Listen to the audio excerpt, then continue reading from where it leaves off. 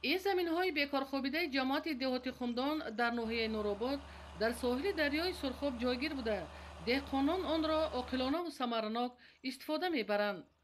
این است که بیشتری زمین‌ها همچون چراگاه و بعضی سالها با زیاد شدن بارشات دهقانان غله می‌کارند. اگرچند حاصلناکی خیلی هم پست بوده، خراجات خود را برآوردن نمی‌تواند. سال جاری با مساعد آمدن باد و هوا دهقانان ناحیه نورآباد قرار دادند که این مکان بیکار خوابیده را به مکان کشت کارتوشکا تبدیل دهند. زیرا زمین ساحلی دریا سالها باز از گردش کشاورزی بیرون مانده. در صورت سری وقت انجام دادن معرکه شودگار و کشت تخمی های خوشصفت و تعمیر خط آبرسانی از قطعه های کارتوشکا حاصل فراوان استحصال کردن ممکن است. در باد و هوای اقلیم ما بسیار کارتوشکا خوب میشود.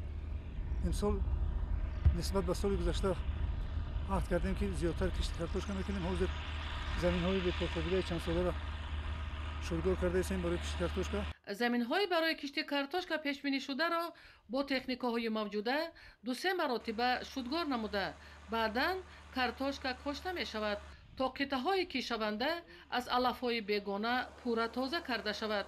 برای اجرای معرکه کشت و کاری بهاری در همه جماعت های دهات تکنیک‌های کشاورزی و شخصان مسئول ستاد ناحیوی وابسته می باشند.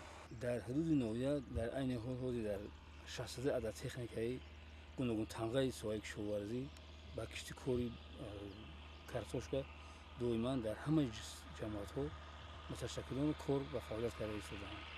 از جمله 3 عدد تکنیک از کارخانه بزرگ دولتی توجی اگرالیزم که با همه نمودهای تجربه‌های نوین در حدود ناحیه کار و فعالیت کرده ایستادند.